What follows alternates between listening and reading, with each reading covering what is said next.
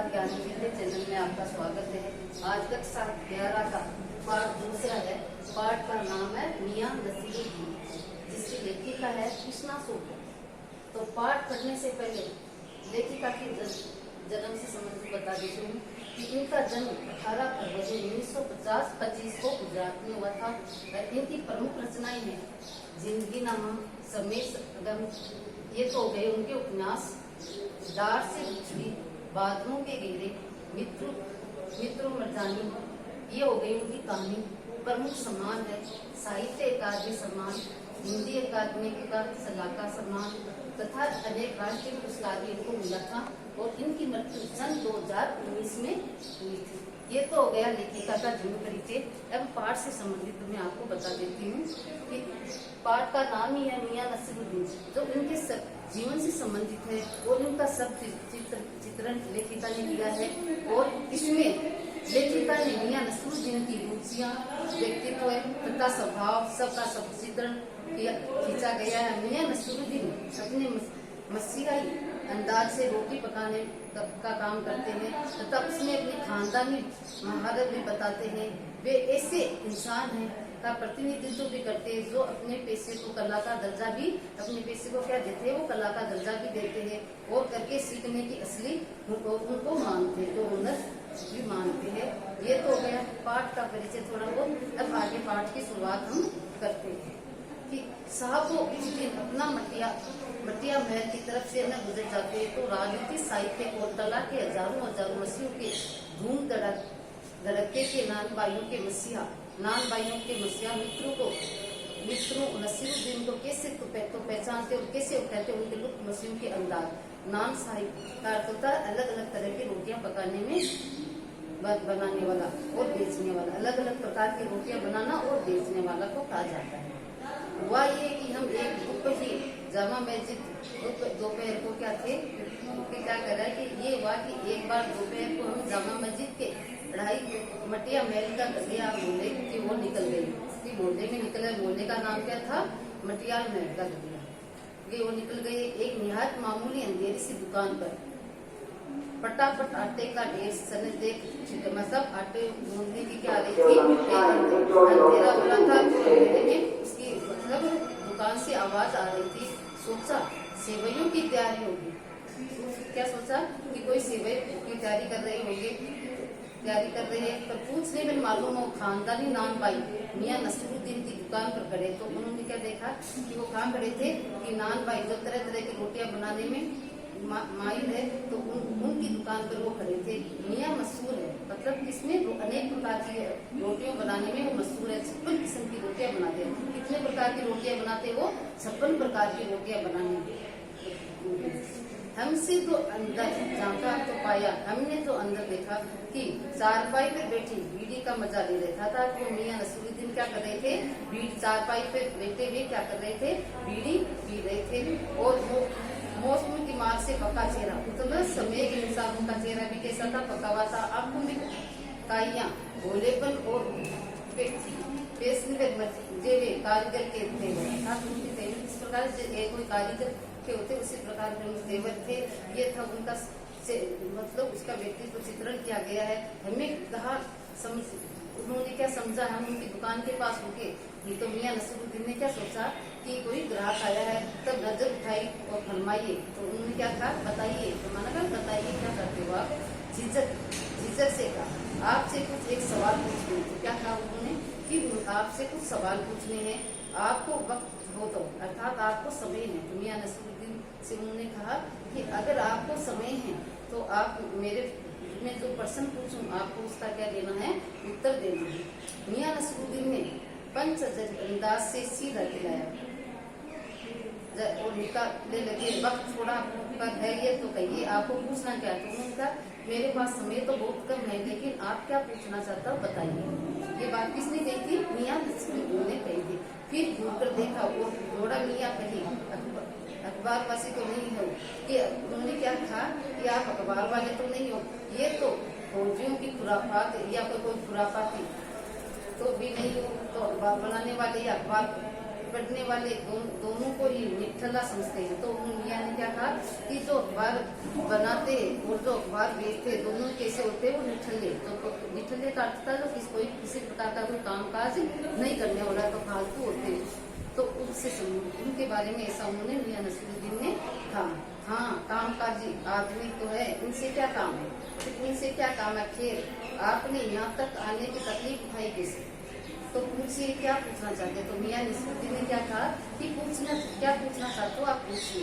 पूछना ये था कि किस्म किस्म की रोटियां, इस तरह तरह की रोटियां बनाने का इतना आपने कहाँ से सीखा, अर्थात आपने तरह तरह की रोटियां बनाने की कला है वो कहाँ से सीखी। मियाँ नसीरुद्दीन ने आंखों के कंचे पर फेर दिए और फिर दरकार बोले क्या मतलब। पूछिए साहब, नान भाई देने कहीं और जाएगा, मतलब और इनकी रोटी बनाने की सीखने के लिए कहाँ जाएगा वो।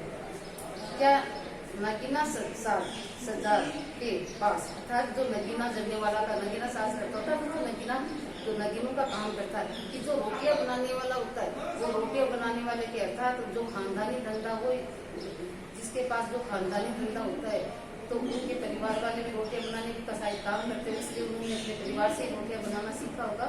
लेकिन उन्होंने क्या जवाब दिया मियाँ नसीरुद्दीन ने कि कोई ने वहाँ जो नगीना साज था, जो नगीनों का काम करता, उसके पास जाऊंगा क्या, आईना साज के पास, या जो आईने बनाते हैं उसके पास, क्या साज के पास। इस तरह से उन्होंने मीना साज जो मीनाकारी का काम करता, उसके पास जाऊंगा क्या, या अंग्रेज के पास जो कपड़े रखने का काम करते उसके पास रोटियों का काम सीखने के लिए जाऊंगा, या तेली तबोली से सीखने जाऊंगा, या जो तेल निकालने का काम करते हैं उनसे सीखने के लिए रोटियों के। इस तरह से उन्होंने अपना जवाब दिया कि तरह तरह का उदाहरण देकर बताया कि मैं तेली के पास जाऊंगा, या तो नगीना जड़ने का काम करते उसके पास जाऊंगा, और कई तरह का जो आईनेबाज के पास जाऊंगा। इस तरह से उन्होंने अपना जवाब दिया। क्या फरमा दिखाए साहब, ये तो हमारा खानदानी पैसा ठहरा, अर्थात हमारा तो जो रोटियां बनाने तरह तरह की मैं रोटियां बनाता हूँ, ये तो मेरे खानदानी पैसा।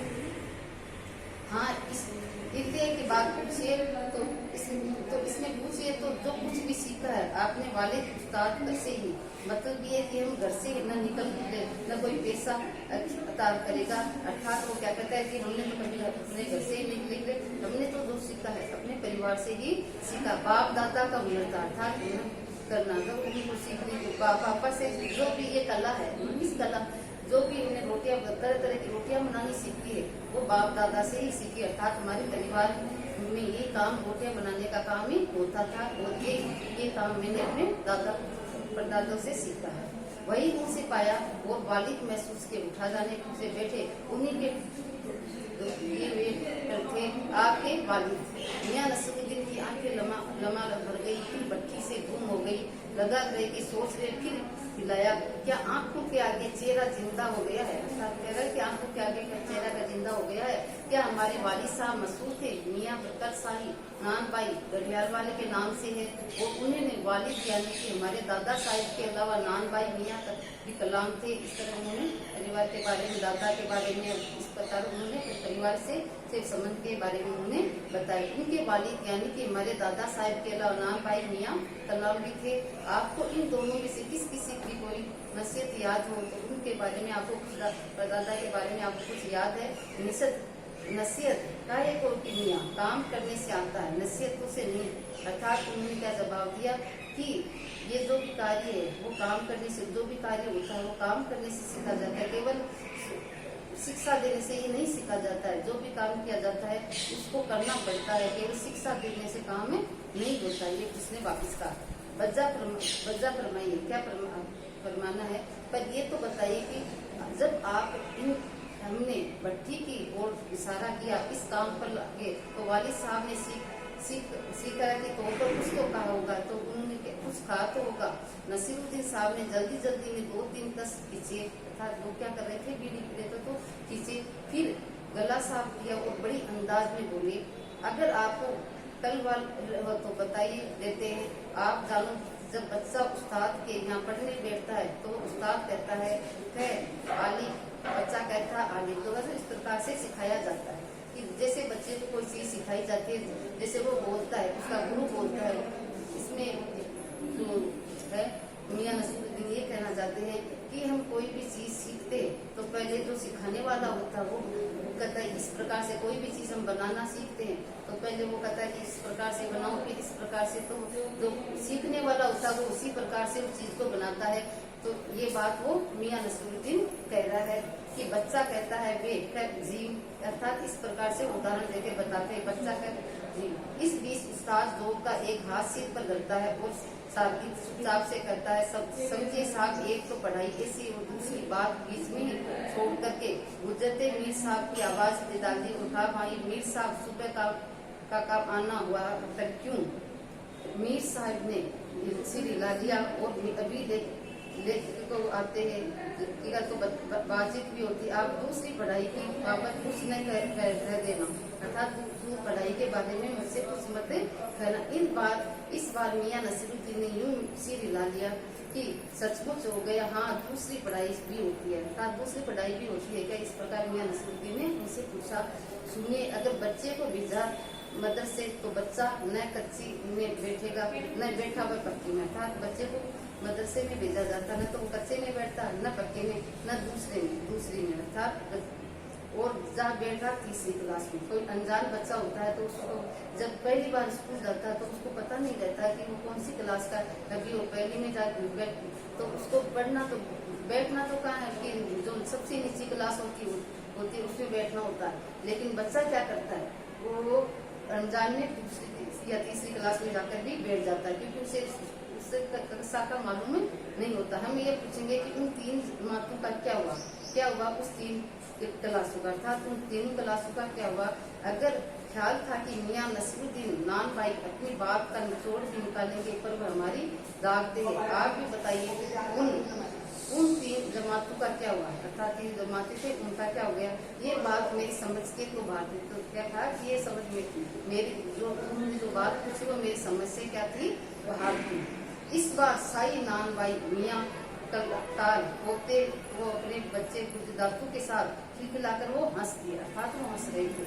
मतलब मेरा क्या साफ था, तो साई में अपने साफ हुआ जाता है। जरा सी देर को मान लीजिए, हम बर्तन धोना न सीखते हैं, हम भट्टी बनाना न सीखते, भट्टी को आंच देना न सीखते, तो क्या हम सीधे नान भाई का हुनर सीख जाते, अर्थात नान भाई का तरह तरह की रोटियां बनाना सीखते, भट्टी में आंच देना, बर्तन धोना, ये इस प्रकार को नहीं सीख कर क्या सीखते, सीधी रोटियां बनाना सीख जाते। ये मियां नसीरुद्दीन हमारी ओर से कुछ ऐसे देखा कि हमसे जवाब न पाए, लेकिन उन्होंने वो उनकी तरफ देख रहे थे, लेकिन उनका कोई जवाब वापिस उत्तर नहीं हुआ। फिर बड़े ही मजे अंदाज में कहा, कहने का मतलब साथ ये है कि तालीम भी बड़ी चीज होती है। तालीम का अर्थ था शिक्षा, कि शिक्षा भी एक बड़ी चीज होती है। जैसे हम किसी को कोई चीज सिखाते हैं तो वो सीख जाता है, कोई भी बच्चा होता है, तो जैसे हम शिक्षा देंगे उसी प्रकार से वो सीखेगा। सिर हिलाया, हाँ सही बात है, सही माना, इस बात को तो मैंने भी मान लिया कि जैसे हम शिक्षा देंगे वैसे ही वो सीख जाता है।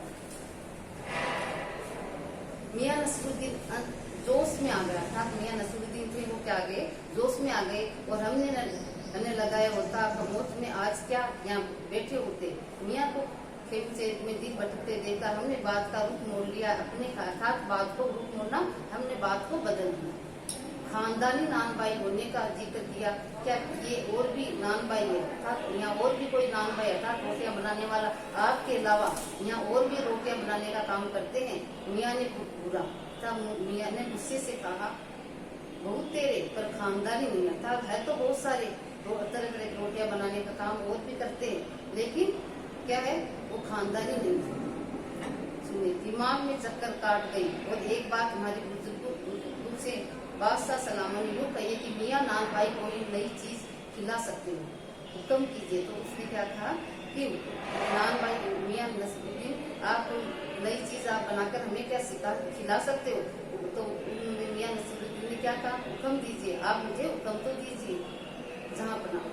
बादशाह सलामत ने फरमाया, कोई ऐसी चीज बनाओ। बादशाह ने क्या कहा कि कोई ऐसी चीज बनाओ जो न आग से पके न पानी से बने, अर्थात ऐसी चीज कौन सी होती है। बादशाह ने क्या कहा कि पहले तो बादशाह ने मियां नसीरुद्दीन से कहा कि तुम कोई मुझे ऐसी चीज बना के खिलाओ जो आज तक मैंने नहीं खाई। तो मियां नसीरुद्दीन ने क्या, कौन सी चीज? तो उन्होंने क्या जवाब दिया कि न तो वो पानी में और न आग में पकती।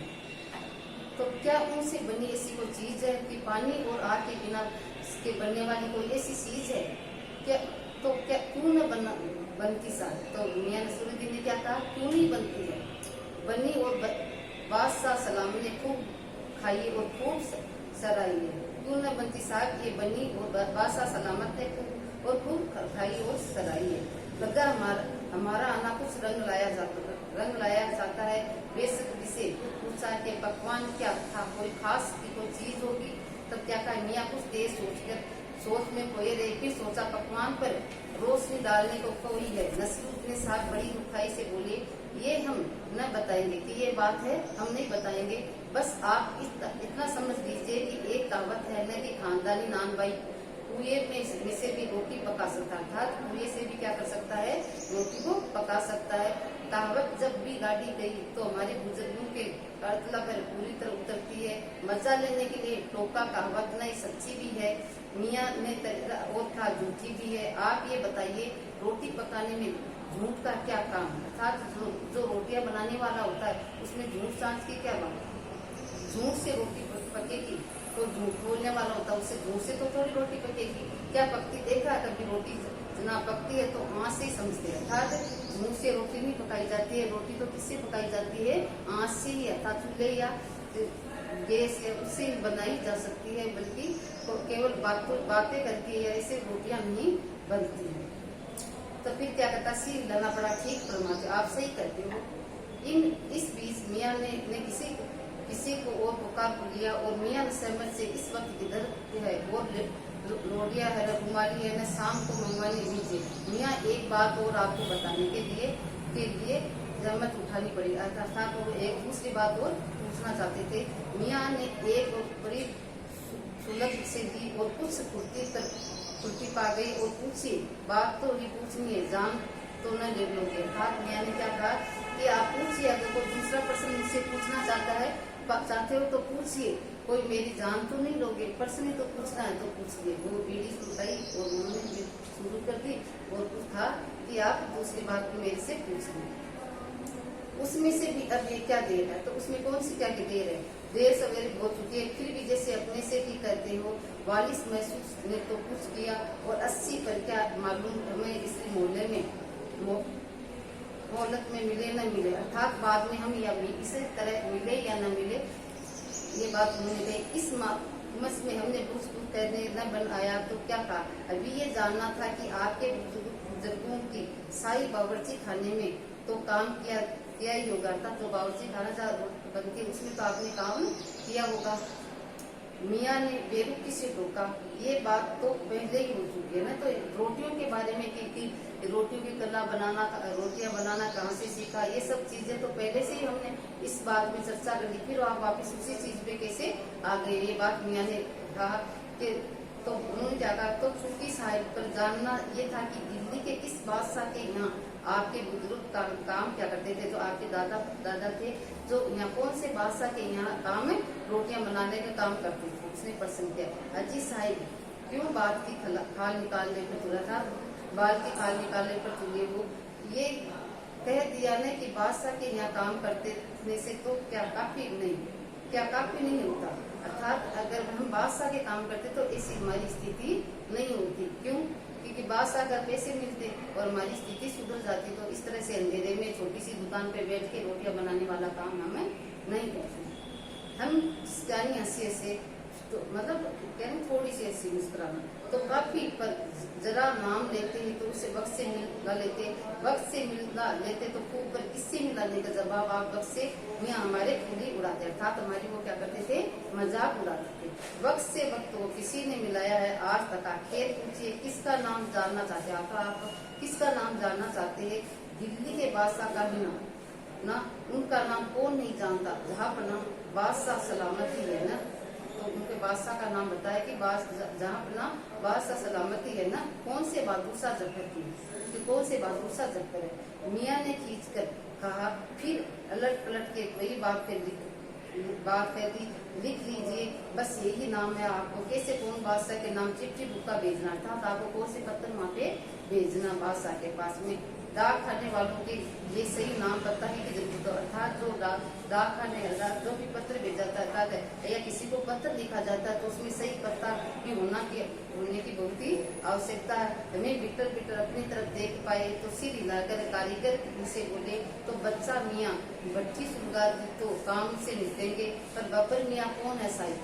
मियाँ ने रुखाई से जैसे फाड़ की काट दी अपने कारीगर और कौन होगी।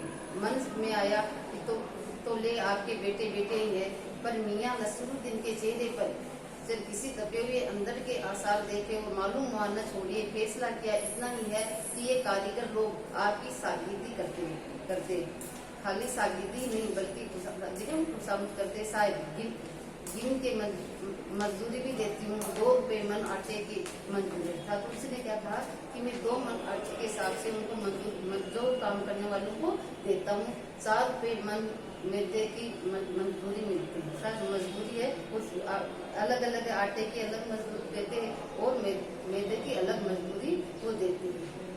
फिर है ज्यादातर भट्टी पर कौन सी रोटियां पकाई। वो प्रश्न कर रहा है कि ज्यादातर भट्टी पर कौन सी रोटियां पकाते हैं। तो मियाँ ने क्या जवाब दिया, मियाँ अब तक इस मजदूर में कोई दिलचस्पी बाकी है न नहीं, तो फिर भी हमने छुटकारा पाने के को बोले। बकर खानी सिरमाल ताकतवर बेसानी खमसी और उमाली गांव की इस प्रकार फिर तेवर चढ़ गया था। फिर वो उनको क्या गया, गुस्सा आ गया। हमें घूर कर कहा, उन्होंने क्या मियाँ को घूर कर कहा, तुम की पापड़ से ज्यादा महीन होती है, महीन में वो किसी दिन खिलाएगी आपको। एकाएक मियाँ की आंखों के आगे कुछ कौंध आ गया और लंबी सांस भरी। उन्होंने तो मियाँ नसरुद्दीन थे, उन्होंने लंबी सांस भरी, किसी गुमशुदा बात की को ताजा करने को कहा। उत्तर उठ गए वे जमाते और गए। पकाने खाने की कदर करना जानते, अर्थात उन्होंने खाने की कदर करने को जाना। मियाँ अब क्या रूप करने के लिए तंदूर से निकली और अर्थात वो तंदूर से निकली और हजामत कहता पक गई। तो इसमें लेखिका यही बताना चाहती है कि मियाँ नसीरुद्दीन थे, वो तरह तरह की रोटियां बनाने में मशहूर थे। कल हम आपके को इस पाठ के प्रश्न कराएंगे। नमस्कार।